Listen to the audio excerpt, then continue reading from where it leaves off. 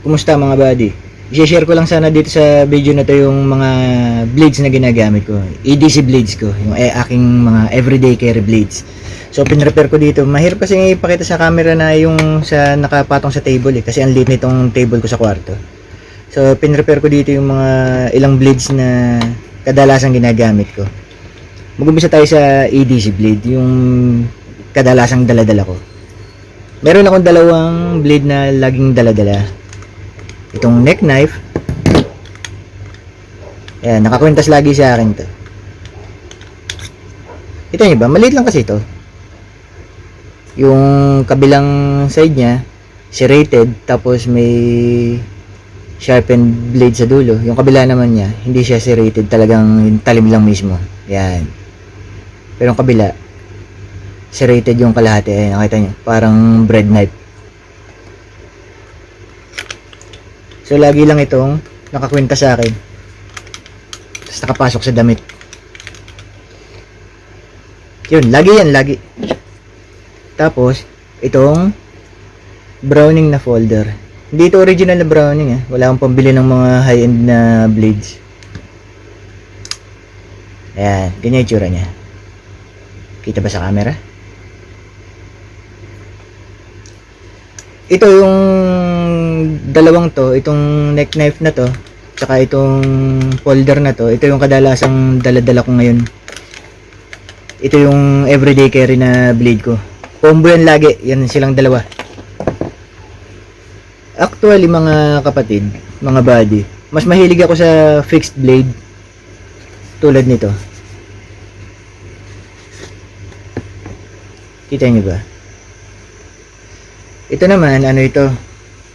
Custom made to. Commissioned. Bali, ako ang nag-design nito. Itong blade na to. Pickle grip. Pwede rin namang hindi pickle grip. Parang normal grip. Sharp tong edge na to. Sharp din tong kabila. Parehong matalim yan. Tsaka crazy sharp yan. Commission to sa isang isang tropa na panday sa Negros. May kaibigan akong panday sa Negros eh. So itong blade na to, ako ang nag-design, tapos siya ang gumawa. Paborito ko to actually kasi ang sarap gamit, sarap sa kamay. Yung handle niya paracord lang. Mahilig ako sa mga paracord handle na kutsilyo din eh, kasi magagamit mo rin yung paracord sa emergency situations pag kailangan mo ng tali, di ba? At saka masarap sa kamay. Pwede rin normal grip. Pwede rin reverse grip o yung pickle grip kung tawagin nila. Masarap tong gamitin, masarap sa kamay. Ito, tsaka ito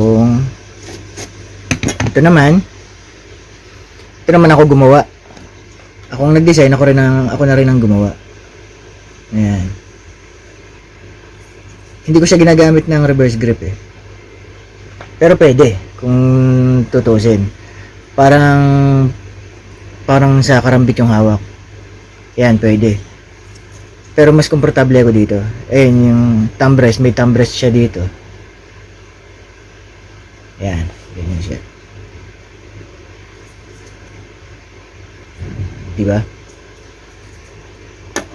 Yun. Tapos meron ako dito isang fixed blade na malaki. Hindi naman siya sobrang laki. Pero sakto lang. Ayan.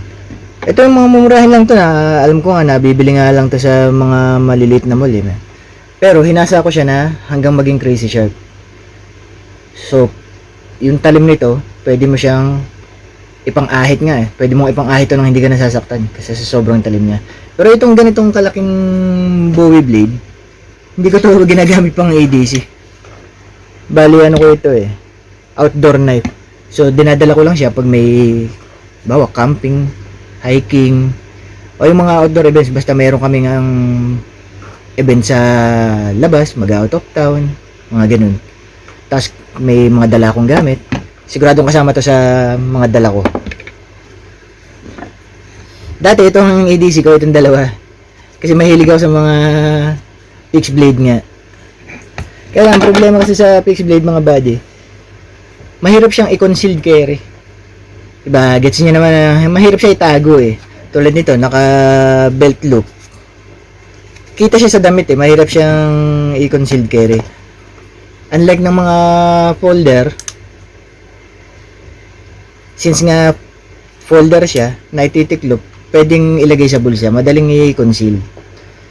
Pwedeng nakaklip lang sa pocket mo, kasi may clip naman kadalasan ng folder. Ngayon, pagpapasok ka sa, halimbawa, sa supermarket, ganun, sa mga malls, tanggalin mo lang sa pagkakaklip sa bukana ng bulsa mo, tapos ipasok mo ng todo sa loob ng bulsa, okay na, hindi nakita. Madali, tsaka ang advantage nga ng ng folder eh madali siyang gamitin pag concealed carry, so madali siyang itago nga sa naman sa dito sa mga fixed blade, ang advantage naman nitong mga to, mas madaling i-deploy. Kaya gustong-gusto ko sana nung fixed blade kasi madali siyang i-deploy, madaling hugutin pag emergency situation. Unlike sa folder, mas mabilis i-deploy ang ang mga fixed blade. Well, ewan ko sa inyo, depende siguro. Depende sa pagpa-practice mo rin siguro. Kung saan ka masanay, tsaka kung ano yung mas madalas mong pinapractice na gamit, syempre, dun ka mas mabilis. Ayun lang mga buddy, senior ko lang sa inyo. Alam na naman tayo, mahilig tayo sa sa mga talim-talim eh. Alam ko na nagigets nyo kung ano ibig ko sabihin. O sige mga buddy, kung gusto niyo i-share yung yung mga ADC blades niyo, comment niyo lang para konting kwentuhan ba. Sige mga buddy, ingat lagi.